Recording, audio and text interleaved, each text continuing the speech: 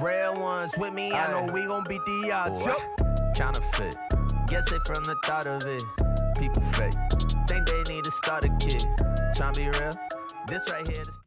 Huge thank you to today's sponsor, Giant Snacks. Giants is a small family-owned business that specializes in premium flavor and giant snack sizes. From sunflower seeds, pistachios, pumpkin seeds, and cashews, Giants has all the great snacks you need. Don't forget some of the great flavors that they offer between dill pickle and sweet Thai chili. Or whatever craving you have. Check out some of the newest flavors coming to a store near you this fall. Big Easy cashews and Big Easy sunflower seeds. Available soon online or at a store near you.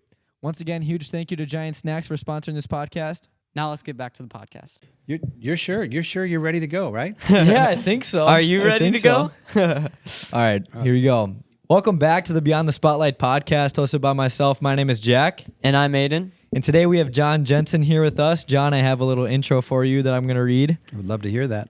Today we have the honor of welcoming John Jenson, an accomplished author and expert in personal presentation. John has worked with top executives at companies like Target, Verizon, and Cummins Engines, as well as other politicians, helping them become more personable and compelling to the public. As a motivational speaker, his work has taken him across the country, inspiring countless people to make a lasting impact. Welcome to the show, John. Yeah. All right.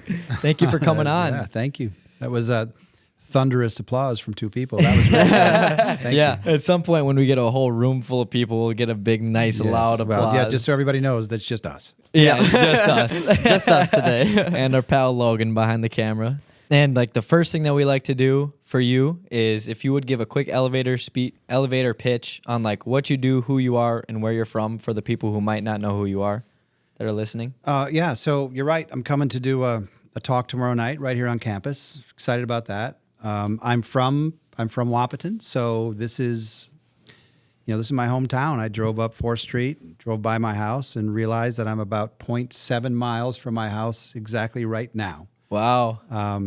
I went to Wahpeton High School. I was a graduate here, went on to Mankato State.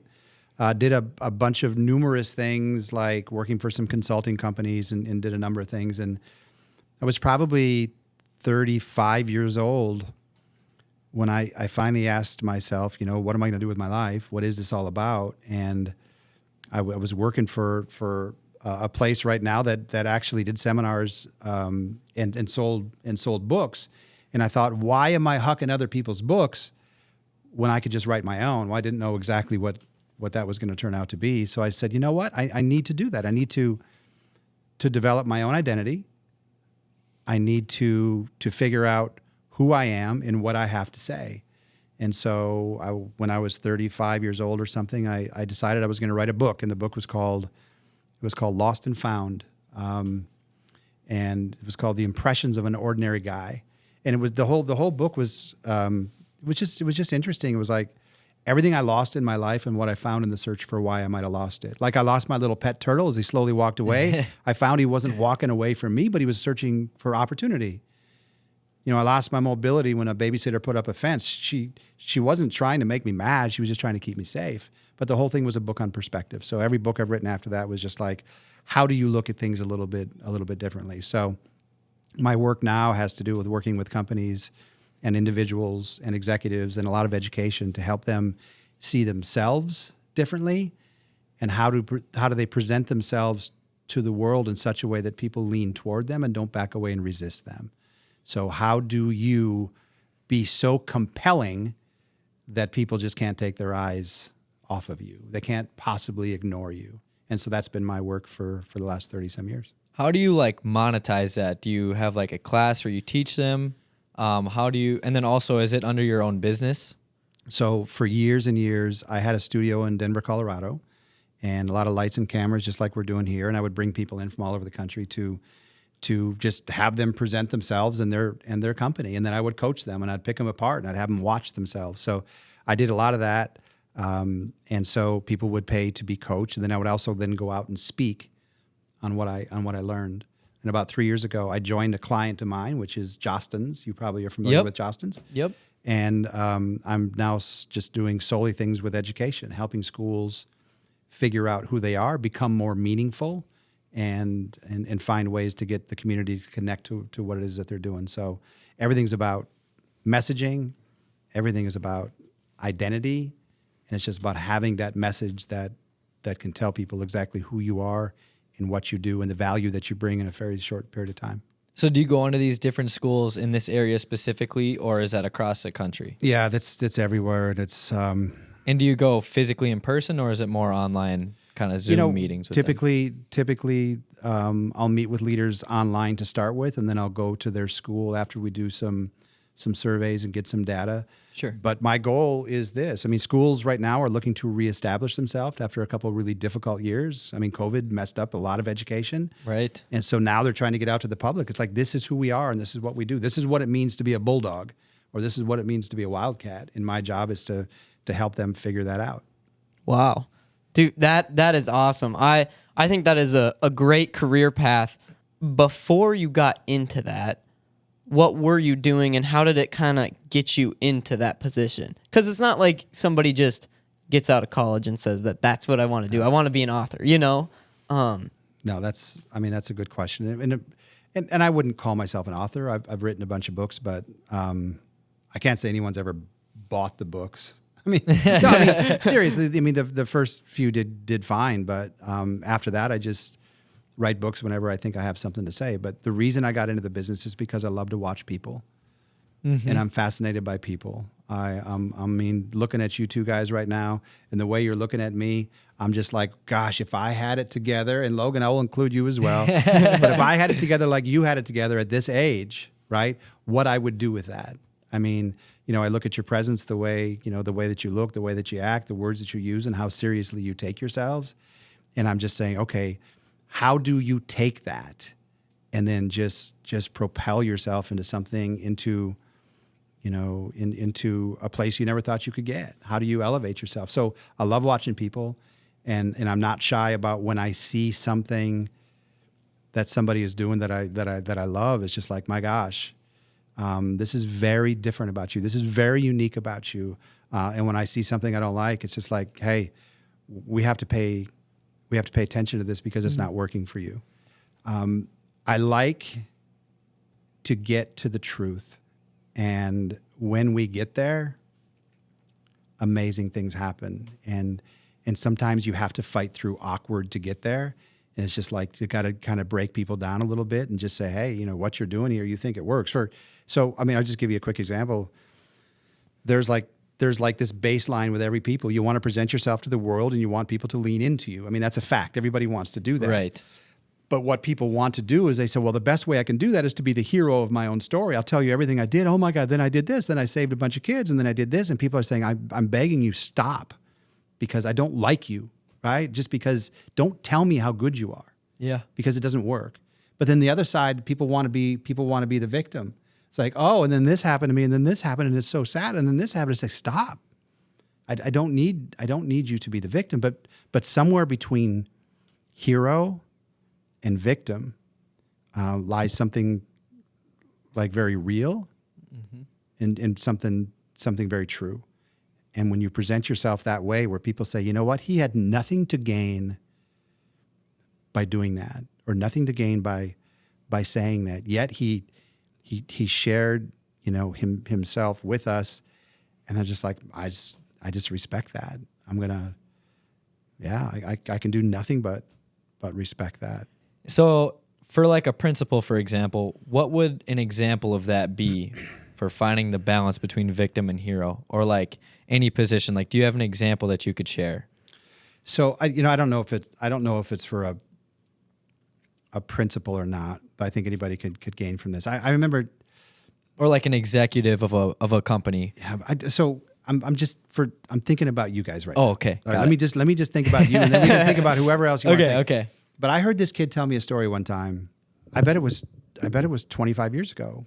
He told me the story, and I still remember it. And it was about him being your age. And he said he was going off to college, and he was saying goodbye to his dad. And he said goodbye, and it was a little weird, but he said to himself, something's off here a little bit. This isn't quite right. And as he drove down the street, he said he got a mile or two down, And then he's just like, God, it's not right. It didn't go very well. I don't know what happened there. So he turned around and he went back to his house and he walked into the garage and he found his dad there. And you think this is a sad story. It's not a sad story. But he found his dad just sitting there in the middle of the garage, just sobbing his eyes out because he didn't know how to say goodbye to his son. And all of a sudden, this kid says, now, for whatever reason, it took me to go and trust my gut and turn my car around and go back to find out how important I was to my dad, because had I just left, I would have said to myself, I don't know what kind of relationship I have with my father. Mm-hmm. And so he's not the victim of that story by any means. He's not a hero of the story, nothing. But it's such a real story. And it breaks down to the truth. But all of a sudden, I know who he is. I know what's important to him. I know a little bit about his family. And I know so much. And I can't do anything but just say, I love that you told me that. And in fact, it looked good on him. So I think it's always just a good idea when you start to tell stories. It's like, am I doing this for my benefit? Am I trying to elevate myself, or am I trying to get people to feel sorry for myself? But none of those things work until you get to something that's very real. So how do you find that balance if I'm sharing a story to you? Or like, is it a part of my mindset where I'm like, okay, I want to share this to you, but I don't want to make myself look too good or look like the victim? Well, does that question make sense? Yes, especially for men. It's been said that our greatest attribute lies in our ability to show our vulnerability. And I think you just have to ask yourself, all right, if this is going to be difficult, if this is going to be something that I have to reach back and talk about something that maybe isn't my finest moment, there's an old thing out there that says, tell me what life has taught you, and I'll listen to you for hours. And that's true. Just, I think that's the thing in the back of your head. You could say, what has life taught me, and how can other people learn from what I've been through?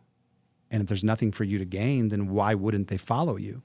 The fact is they probably would. And that's leadership, right? You mentioned earlier we mentioned it, that you've worked for these big corporations. Yeah. You've gone to these big executives and you've kind of taught them how to present themselves. Is that a one-on-one?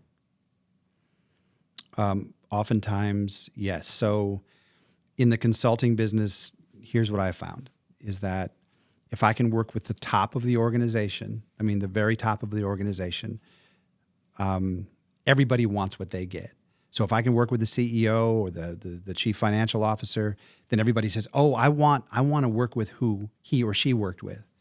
But you start lower, the top guy never says, I want to work with some of those people. No, it doesn't work that way. Right. So you have to get to the top of the organization. And what I always tell them when I'm working with them is that the essence of a brand, or the essence of an identity, lies in its consistency.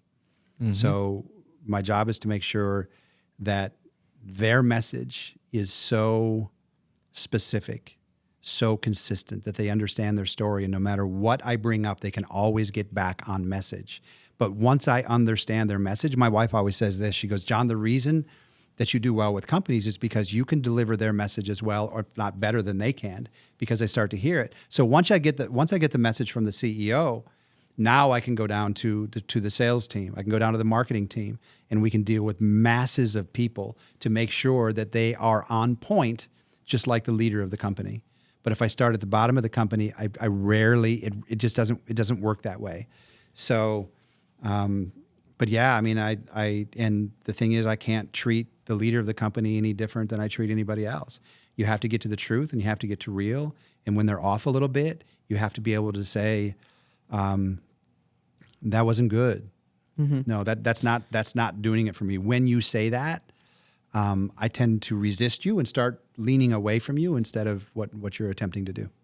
So when you observe these companies, these large companies, can you give us an example of when you saw an error in their company, right? And how you fixed it, and then how they performed after you came in? Does it have to be appropriate or not appropriate, or No, you're fine. You're Do good. whatever You're you good. want. Are you sure? Oh Yeah. yeah. I was working for a large company, and I was working for let's just say an upper level marketing team, and they said, we would like you to work with our senior executive. And I said, well, why is that? And they just said, because when he presents it just doesn't go very well. And I said, can specifically tell me what you mean? I mean, if I want to work with them, I kind of want to know, what you've gathered. Mm-hmm. And they said, he just tends to play with his balls when he speaks. Sure.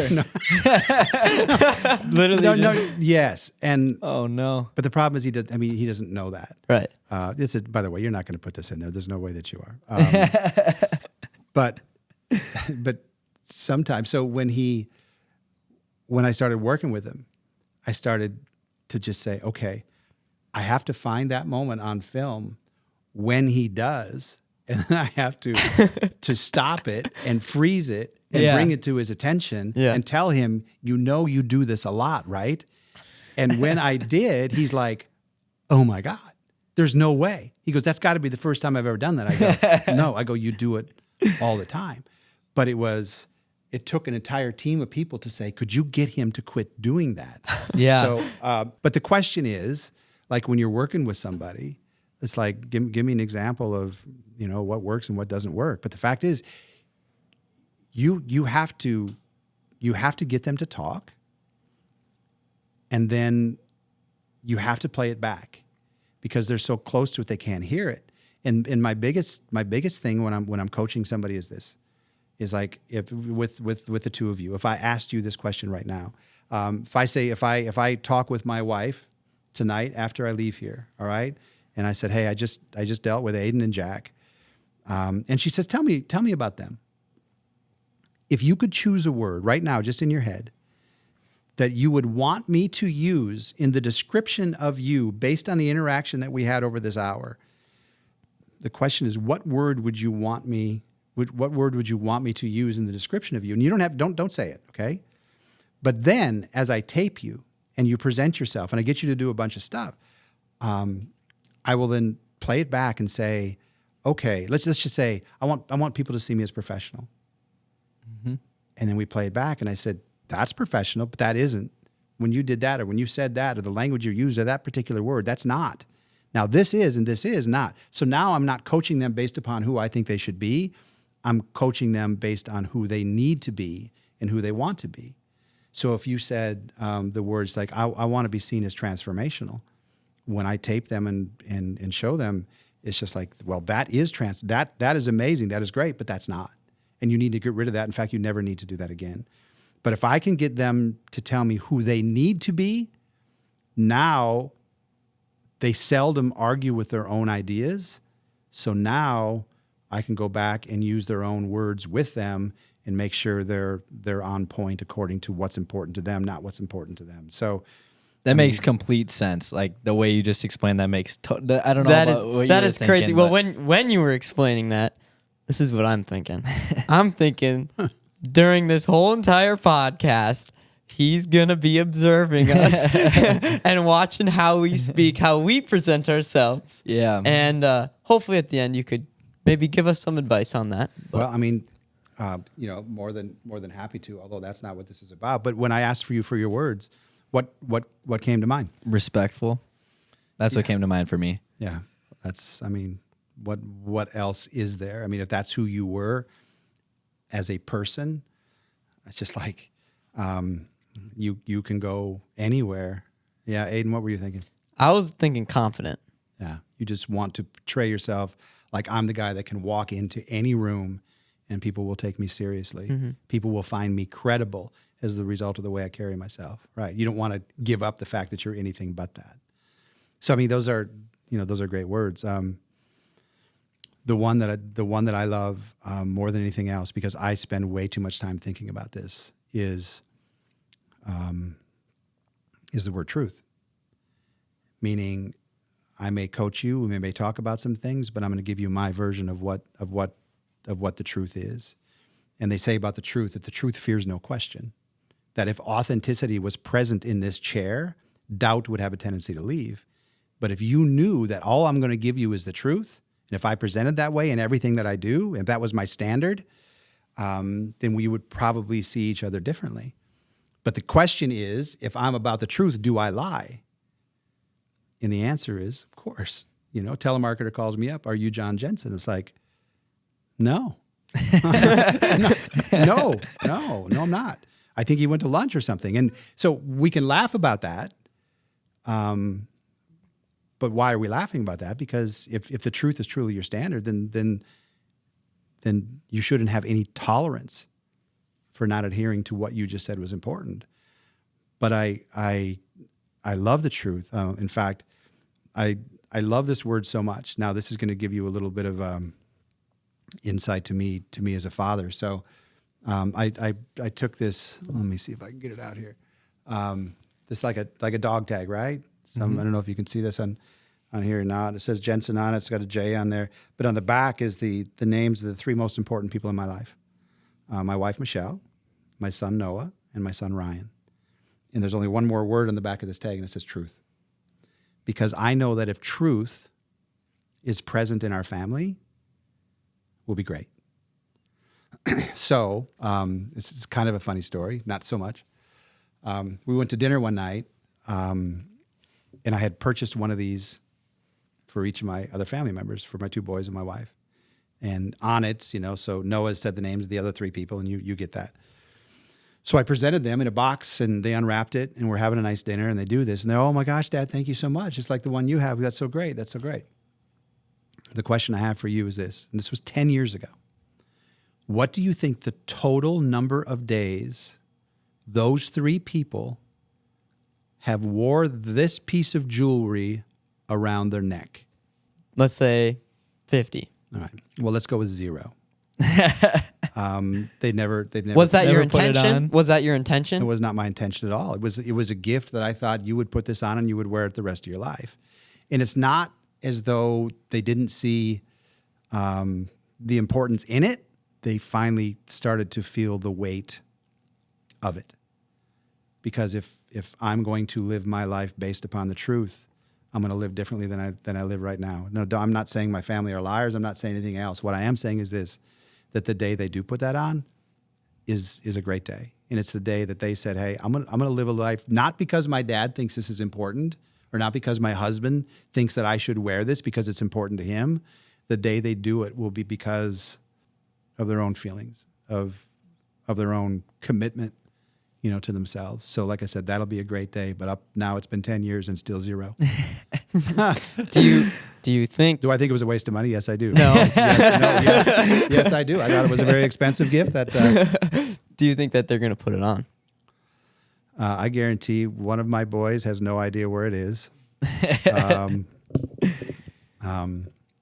It's probably going to take for them to listen to something like this and to understand that it's still important to me.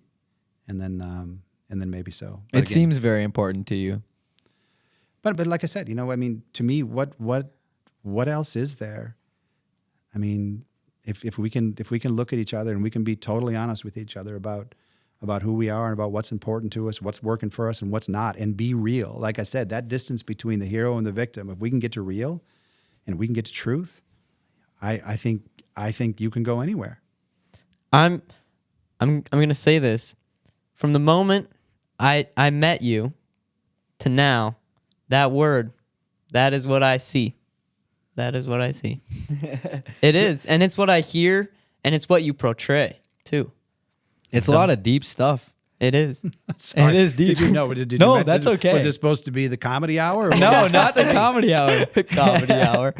Okay, going back a little bit to like when you were working with Target and all those other big brands, how do they go about reaching out to you? Is it that top level exec usually that's like, okay, John, I need help, and he directly reaches out to you, or is it the company as a whole?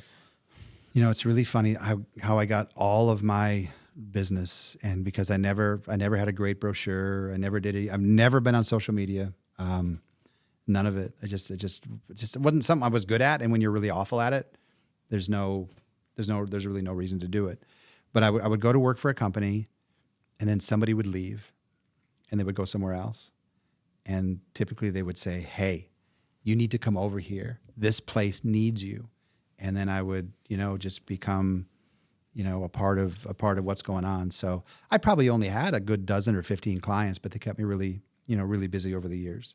So, we had one project one time with Target, someone that came to my facility in Denver, and she was saying she had a good job. She goes, I have one job, which is to figure out what to say in a consistent way to people when they come into our stores.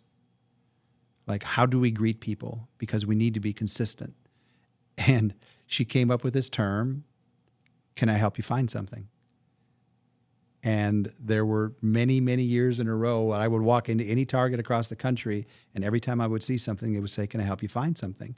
But it was just interesting that it was kind of born in my office. Yeah. And then she had a strategy by which she was going to implement this across the stores and across their system.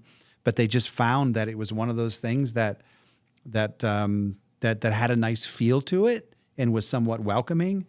And yeah, Target was an awesome client and just had some projects like that with some really neat people that kept me busy there for a while, for sure. I bet that was a good feeling walking in to Target and you're like, wow, I helped them get somewhere with the business. And It kind of reminds me of like the ChickfilA, like My Pleasure thing. Mm-hmm. So like, would you say you kind of almost help, even with the schools and stuff now, you help build a culture? Is that what you kind of would say you would do? Yeah. I mean, so we're in North Dakota. Do you have Quick Trips here? No, not So near you here. have holiday stations, you have all this. So in Wisconsin, Quick Trips are everywhere. It's the convenience store. Mm-hmm. And their whole thing is this: when you walk out and you leave, then you pay your money. They just say, "See you next time." Every time. Doesn't matter what it is. We'll see you next time. And I'm going, we'll see you next time. Absolutely. But they're assuming that you're going to come back because you had such a good experience. So, but anyway, I just think that's funny. So you're saying about ChickfilA? Yeah. Yep. My pleasure. Is that Yeah. is that their Every deal? time you say thank you, like every employee they have, they'll say my pleasure back. So you're asking about culture. And so I don't know if this is parenting or if this is culture, but I think this is interesting. So you tell me if you think it's interesting. Because you were talking about confidence. And I heard a quote one time that said that a child, young man in your case, doesn't gain his confidence based upon how much his parents love him. He's going to get his confidence based upon how much his parents love each other. Huge thank you to today's sponsor, Giant Snacks. Giants is a small family-owned business that specializes in premium flavor and giant snack sizes. From sunflower seeds, pistachios, pumpkin seeds, and cashews, Giants has all the great snacks you need. Don't forget some of the great flavors that they offer between dill pickle and sweet Thai chili. Or whatever craving you have. Check out some of the newest flavors coming to a store near you this fall. Big Easy cashews and Big Easy sunflower seeds. Available soon online or at a store near you. Once again, huge thank you to Giant Snacks for sponsoring this podcast. Now let's get back to the podcast. And I just think about that all the time. It's because when, let's just say my wife, Michelle, and I are doing well together, you can tell and you can see in the step of my boys that it's just like they're certain. They feel good. They feel strong. They're bold. They're confident. They're all these things because they know home is a very safe place to be.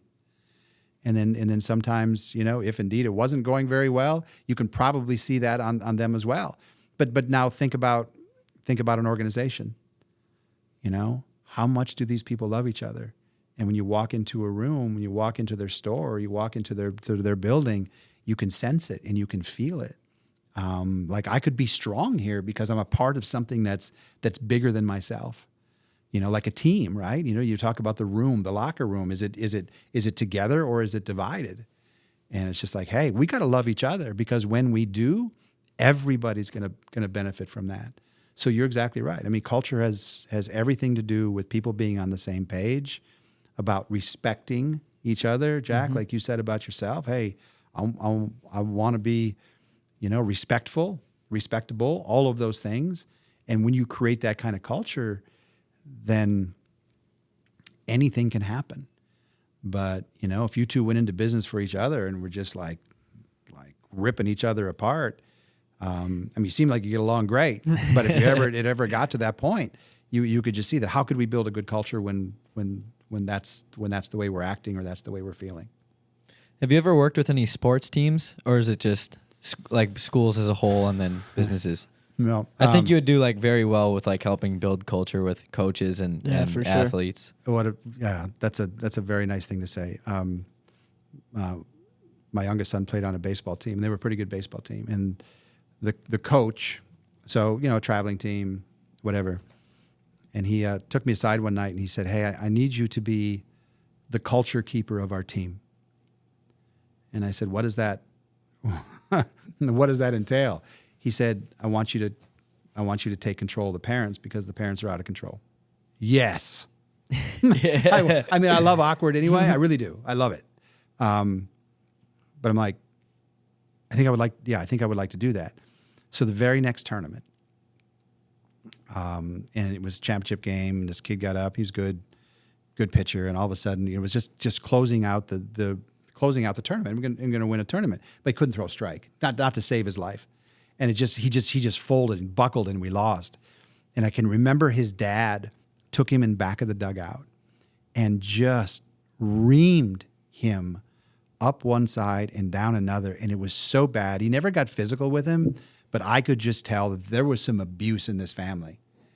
And I looked at that and I watched it, and I waited for a day, and I called the dad at work the next morning, and I said, "I saw what you did with your son."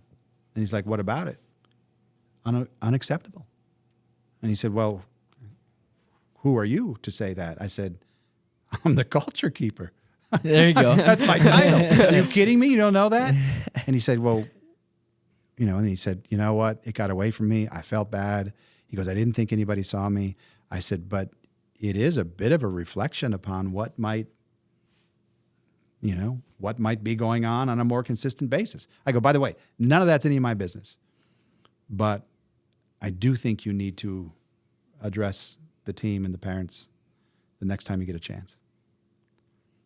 And he did. And he was like, "Hey, it came to my attention, and it's right, and it's wrong, and I'm sorry, and that's not what this is all about." And when there was a little bit of accountability present there, I think it helped. I really do. And so, I mean, it's stupid to be the culture keeper of a kid's baseball team. Yeah. But when someone's keeping track of it, and it's like, oh my gosh, because kids' sports are out of control anyway. Yeah, especially I noticed with some of the fans and stuff too. You almost need like a culture keeper for the fans. Yeah. Like reffing these little kid tournaments. This is just kind of a random thing I'm saying here, but reffing some of these little kid tournaments, they're just like screaming at you at these high schoolers that are reffing a third grade summer tournament that doesn't matter at all. But you had this big, long career. What would you say was like your favorite moment through your entire career? Do you have a favorite? Yeah, you know what? Yeah, I'll give you the quick version of this. There was it's an educational story, but there are two schools up in northern Minnesota, Virginia High School and Eveleth Gilbert, which are two high schools that are about 7 miles apart, that have just been, and that's hockey capital USA. That's the Iron Range, and I mean that's all they do is play hockey. And these schools hate each other. And then one day, they have to consolidate. They have to come together. The schools can't make it on their own, so they have to join and have one school. So my job was to come in and say, what is the name of your school going to be? What is your mascot going to be? And what are your colors going to be? And how can you come together after over 100 years of beating the hell out of each other? How can you come together and create something really special? And it took a couple months, a lot of community meetings, a lot of this, a lot of data, just putting things together. Now they're the Rock Ridge Wolverines, and they are fiercely united. But their stuff is sharp, but it all came together. They were playing each other in their hockey game against each other. And after the second period of their hockey game, and this rivalry, they went into the locker rooms, they put on their new uniforms, and they came out and skated together. Wow. Before the third period started, and as a sign of solidarity to all the people, and there were 3,000 people, the place was packed, and they just skated around the rink and just say, you know what, from now on, this is who we are, because we're done beating each other up, because together we're going to be fairly unstoppable. And the community just came alive and just said, I love it. I love the look. I love the feel. And just imagine what we can do together. Just imagine the Wolverine itself is pound for pound the fiercest little mascot you could ever find. But when they're fiercely united, they would find themselves. So I went away the next day after that, and I drove back to Minneapolis. And I thought that's probably the most satisfying thing I've ever done, is to get consensus after a lot of work, and to make sure that all the people that were so opposed to this to get on the same page, and they say, hey, essentially they were saying, this is well done, this is going to be great. And and to watch it right in front of you. Yeah, I'm sure that was. it was actually, it was pretty emotional. Yeah. Did you see a bit of like beef between like the leaders of the schools too, or mostly just like the students? No, there's beef all over. Yeah. The beef between the students, beef between the parents. But when something goes back 100 years, I was getting people at these community meetings that were 95 years old to come in and say, like hell, we're going to, we don't like them. And this is, when I went to school back in 1920, when I graduated, it's like, wow. Right. This is really happening. So, again, thanks for asking that, because it made me rack my brain a little bit, but there are some things you just walk away from and say that was worth the effort. I thought I was putting a lot of time into it, but I like the way it turned out. What strategy did you kind of use to unite those two schools? And how long were you there? How long did that process take? I'm trying to see what you actually did from the time you got there to the time you left that helped everybody kind of unite. Well, I mean, I'm going to give you the truth, right? Because, I was probably there 5 or 6 times, and, maybe usually for a day at a time, but I would, address one group, work with some kids, work with some leaders. So, maybe I had a couple weeks into this thing when I talked about the work that I was doing outside of it. Then I turn it over to artists, and they draw, and they come up with the designs, and they do all this, and I work with a team that can help put cultures and stuff together. So, when we work on an identity of a school, it's like, how can we define who you are?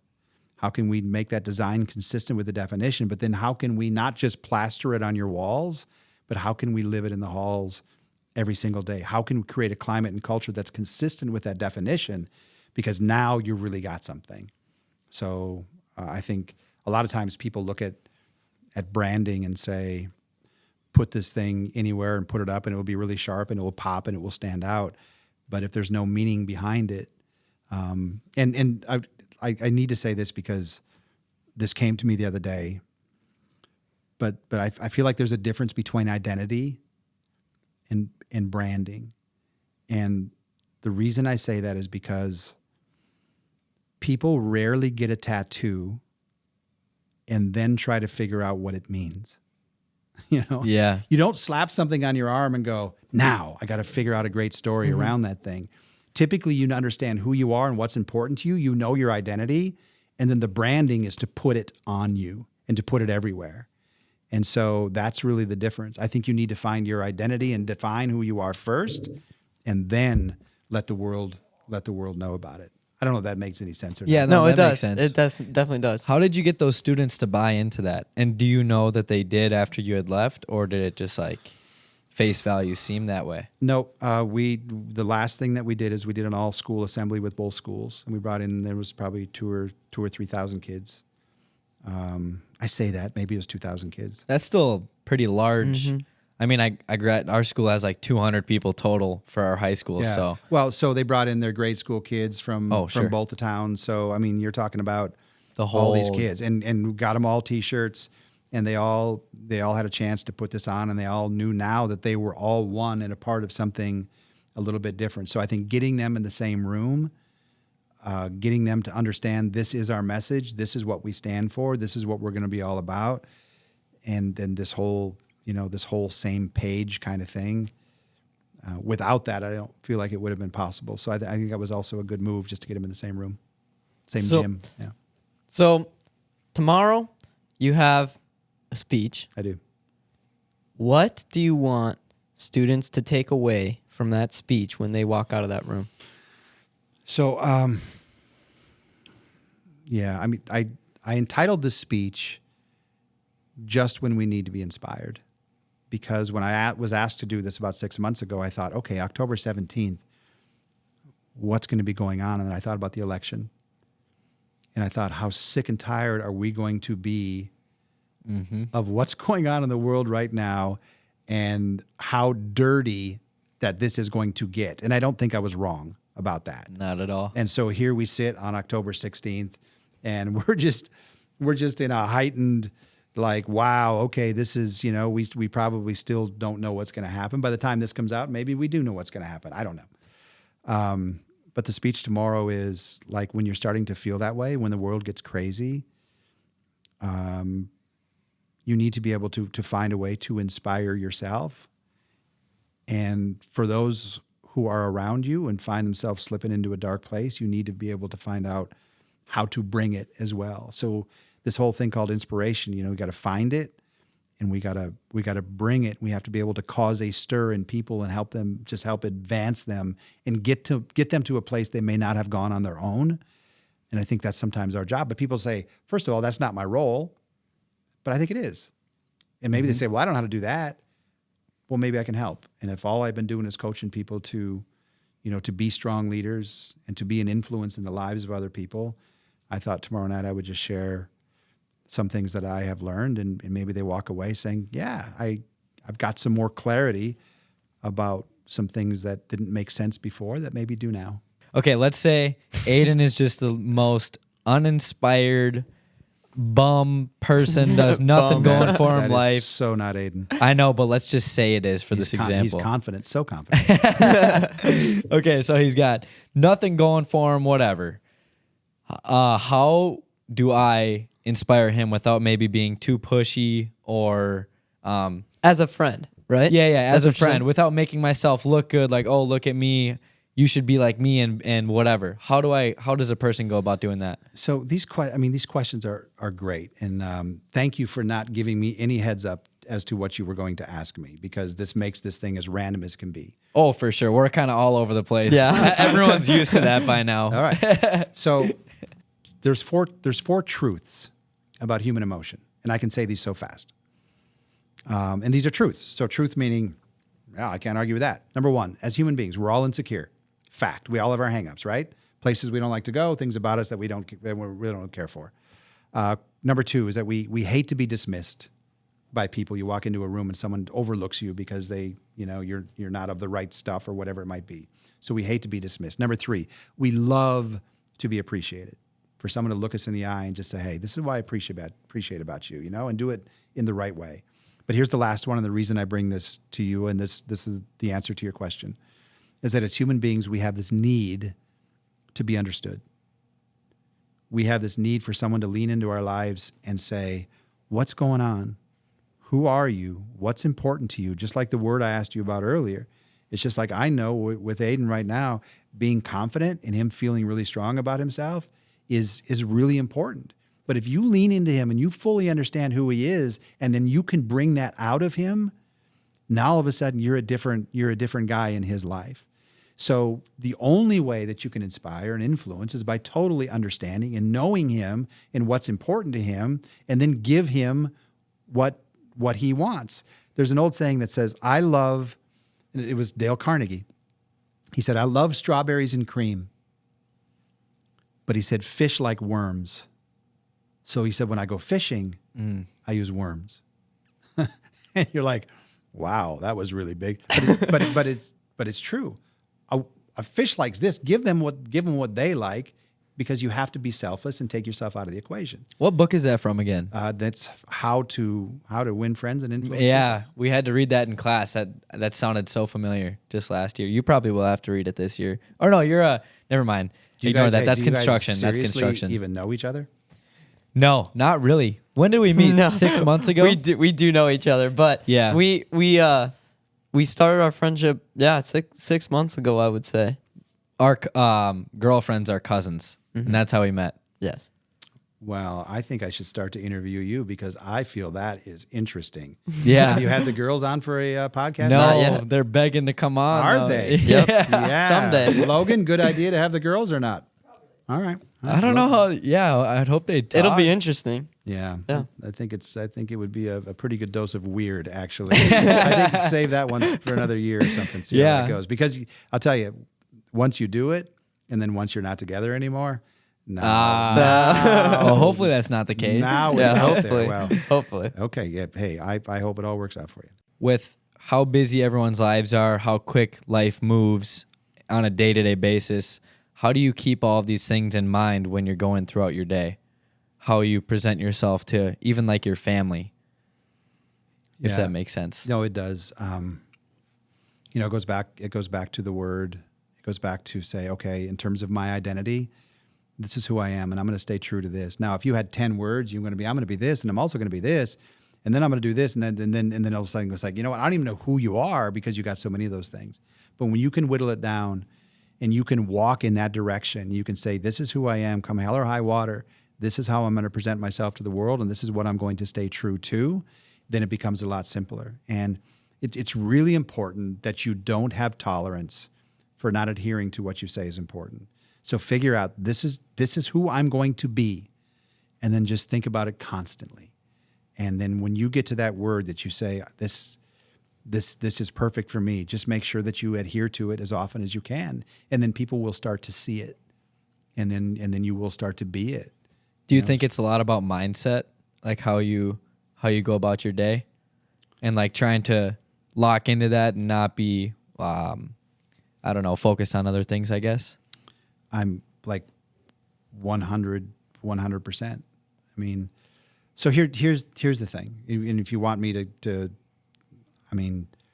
if there's a baseline by which I think is this, I think the world's a liar. I think the world lies to us all the time. The world can tell, especially our youth, that, hey, it's how many followers you have and it's how many clicks that you get that's going to determine your worth. That's a lie. That isn't true. It's like when the world tells you, hey, just do this one time and you'll be fine. It's not going to hurt you. That isn't necessarily true either.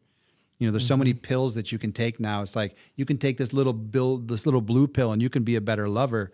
I don't think that's exactly true. It doesn't teach you how to be intimate at all. And so, and now the biggest thing is like Ozempic or some of these things. It's like, oh, I can take a little shot or take a pill and I can lose 60 pounds without even having to do the work. Actually, and the world will love me and they'll see me differently. That's not true. Part of it is how you feel about doing the work instead of just taking a pill and saying it's all going to be done. I mean, every kid I know these days has some anxiety. Take this anxiety pill and you'll never have to do it. Wash your worries away. That isn't true. It just isn't true. So I think what we have to understand is I've got to tune out the noise of the world and understand who I am every step of the way. And I got to walk toward that every day. And I mean, this is a bit biblical, but that's okay. It's just like, there will come a time where people will turn away from the truth. And that's going to be a scary day. And I think we're seeing that time right now.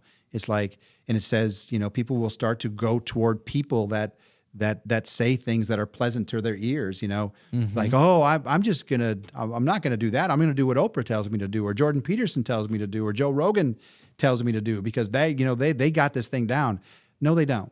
Right? They're just human and they're going to disappoint you. In fact, they're going to screw up. And you're seeing it in Hollywood right now, and you're seeing it in the music industry.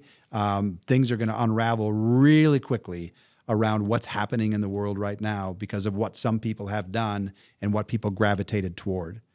And so I think it's a good idea to cut all that out, just to say, I'm not listening to the world because the world doesn't tell me the truth. But I know who I am. I know what my identity is founded on, and I'm going to stay true to that. And when I do, I'll be fine. And I'm going to use that as my standard, and I won't be tolerant for not adhering and holding myself accountable because you need to. So some people might say, it seems like a stupid exercise to figure out who you are. I don't know anything that's more important than that. And just stop listening to what people tell you and just trust yourself as long as what you're setting your sights on is right and true. Because when it is, and I guess that's why I love the word truth. So why do you two questions? Why do you think people want to hear what makes them feel more comfortable where they are versus what will actually make them better in life? And then following that, what advice would you have to a person to maybe try and take that step into actually doing what's better for them versus just hearing what they want and staying comfortable the whole time? Yeah, I think it's like the weight loss pill, right? Oh, I'm going to do that because it's easy. Well, anything that's easy and anything you don't have to work toward, you probably have to second guess. And so when someone tells you what you want to hear, you say, "Oh my God, that's easy. I got this thing. I nailed it. I'm good." And you have to say, "Really? Is that really true? Is that my standard?" I think you have to. Life is hard. And it's supposed to be hard because it makes you grind and it makes you figure out what is exactly most important right now. So no, I wouldn't listen to the people that just make you feel comfortable and great. I'd really dig down deep and say, how good can I get? How high can my standard be? How much can I elevate myself to the point where I get to a place I never thought I could be? And then once you do that, then you look back and you start to feel confident and you start to say, I'm doing some things. And the beauty, people start to see you differently. So just be careful. And on the flip side, the people that are giving you the business, or like my son Noah says, the people that are giving you the beans, don't take that too seriously as well. Take as much as you can from it, whatever's true about what they're saying. Say, I need to learn from that. That's right. You're right about that. That's something I need to work on.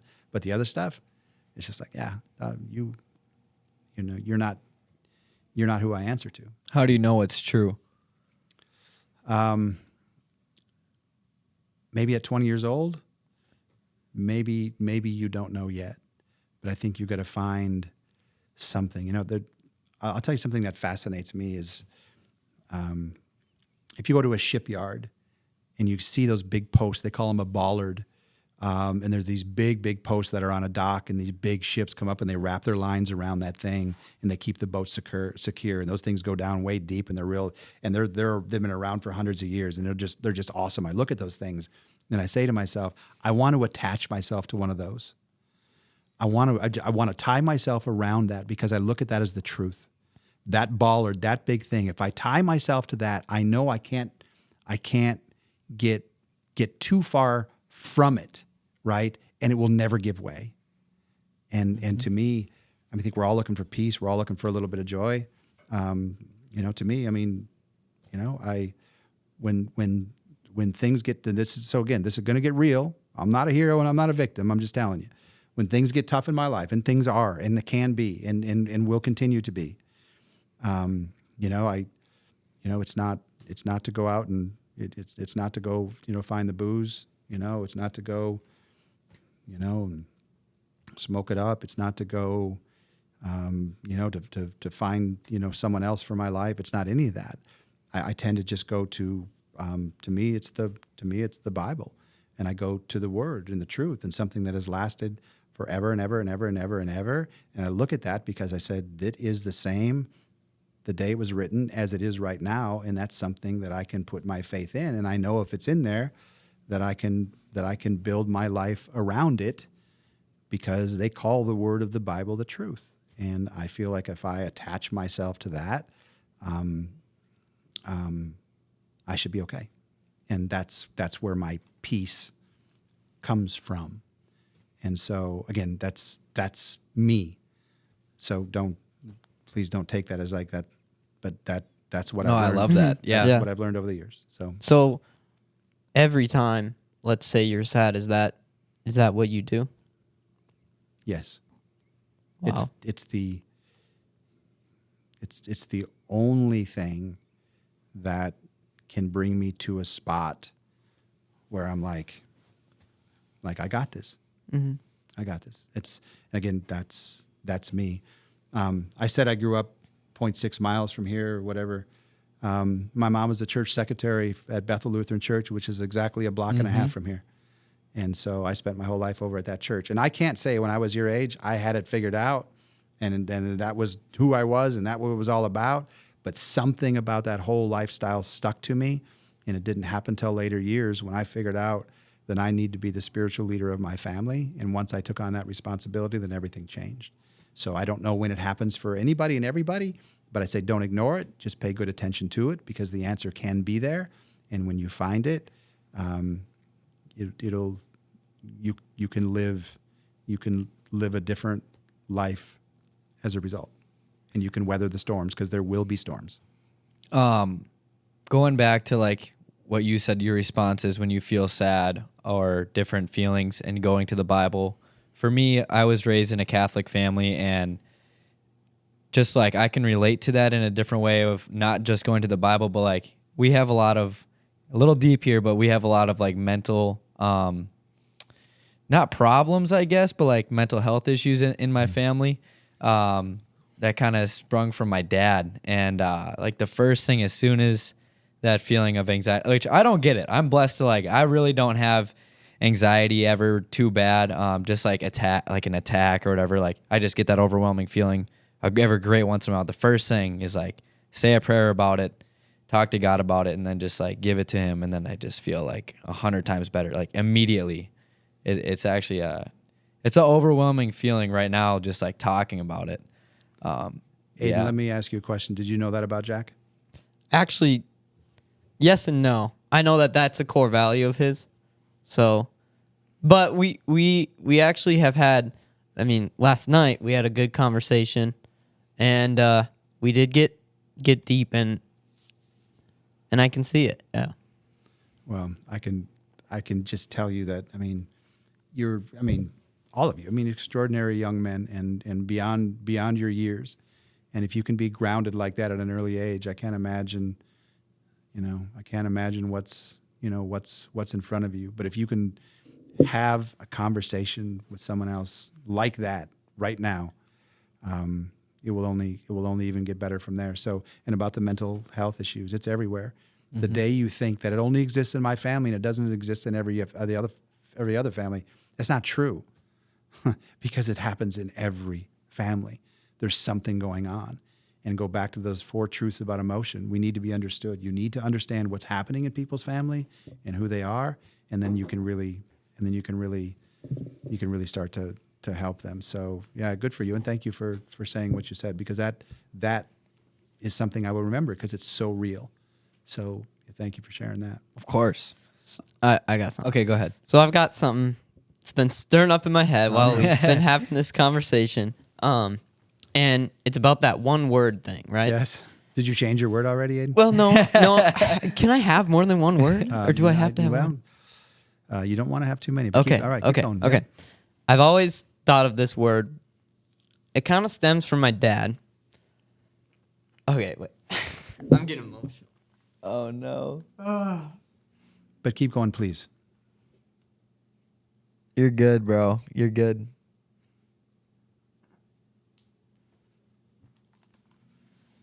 You can take a second. Yep. Take a second.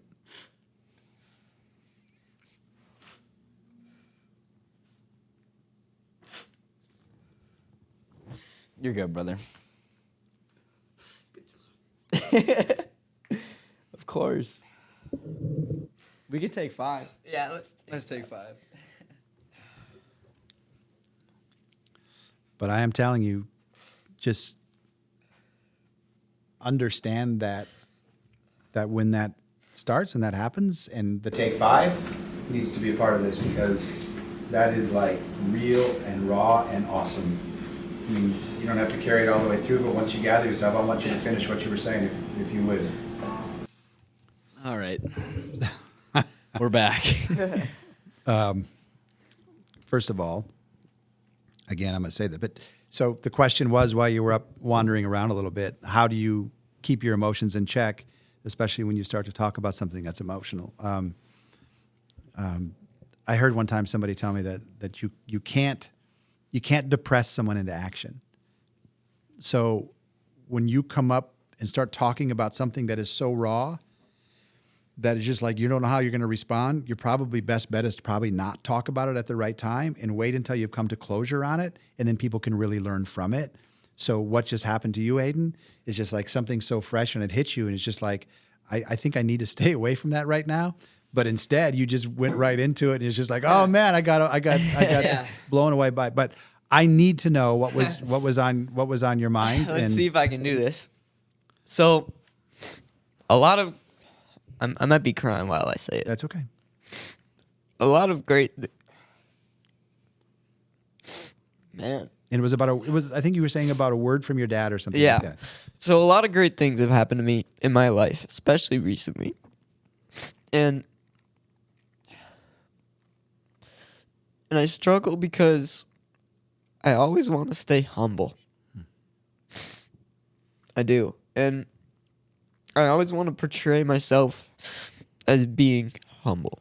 So I wanted to hear your take on how I can do that. Well, I mean, first of all, the fact that you're even thinking about that is so humble. I mean, the fact that right now you're just like having a hard time keeping this together because it's so important to you. And you had mentioned something to me earlier. You said, hey, like the first time I met you, that's how I felt about you. The first time I'd heard of you was from some people here at the school saying, we have this kid that you need to meet that may want to get you on a podcast. And he's truly an amazing young man. And I would never get that you were an amazing young man from you because you would never tell me that. You are not the hero of your story at all. And just the way you present yourself, you play yourself down, not up. And so the fact that it is such a big thing to you means that, to me, it means that you're already there and you've already got that in check. And I love that. But yeah, I mean, that's a good thing for each other. So Jack, now that you understand that confidence and humility is so important to him, it's time for you to, every time you see it happen to him, just be able to go, my God, I so see that in you. And if he ever gets off into some and you're out and about and he's just getting a little carried away with himself and hey, it's just like, hey, Hayden, just so you know, and maybe it's the next day. He's just like, hey, that got a little over the top to what I'm used to you doing. And just so you know. And that's what good friends do. And that's how great relationships are formed. Yeah. No, you guys are great. I'm unreal. Yeah. Thank you. I'm just really happy with where I'm at, you know? And I just always want to make sure that I'm not bragging or I'm not, you know, like that's what people know about me is he was did that, right? So, and that's where it came from my dad too, because he's really taught me how to do that. So, well, I can tell you have an amazing father, and I can tell that he's done a great job, and just what I'm learning about your family too, and what you're comfortable sharing and doing that. So, I don't know. It's unusual, guys. It's very unusual. Well, Advice? is there any? Yeah, that's what I was gonna do. Yeah. Is there any advice that you would give to the viewers? Right Can now? I say something first? Yeah. Okay, so this is just kind of like a funny thing that I want to hear what you would say here. Lighten up the mood here. Okay. How would you lighten up the Okay, no, here's what I'm saying. So you're truth, all about truth. That's your thing, right? I like it. Yep. Okay. Your wife, I don't want to like say anything here, but your wife's here. She's wearing a dress and she says, "Do you think I look good or do you think this dress looks good on me?" Right? Yeah. You think that a different one would look better. What are you gonna? And she likes the dress. Are you gonna say you look great in that dress, or what would you say? No, I would just say this, that I would lie my ass off. Yeah. No, why ruin? I mean, seriously, why jeopardize the night? Sure. Why ruin the night? My goal is to get her to feel as beautiful as she could possibly feel. And if she put this on in the first place and she's looking around, my job is to just say, my gosh, you look amazing. So yeah, I'm not gonna put a dent in that. I don't want. There's a certain thing about a cadence within a room, and you don't want to interrupt it. You want to just allow it to go and allow it to flow. But once you interrupt it, things happen. So in that particular case, it's just like, baby, you're beautiful, no matter what you're wearing, no matter what you're doing. So That was a good question. Sounds like a good husband right there, a trained husband. or maybe one Experience. maybe one that learned early on. Sure. We have a little bit of a younger audience, but we also do have a wide variety of people that watch us. What is some advice And this can just be general advice that you would give to others. Take some chances earlier on and let some people into your life. I've got some amazing, my best friends are still the friends I had at Wapton Senior High, amazingly enough. I mean, those are, but people that I leaned into their life or they leaned into my life at an early age and I got to know them. I think take a risk, allow yourself to be real, allow yourself to be vulnerable, have the kind of conversations that you two are having together and just allow each other to be, to be better and to shine.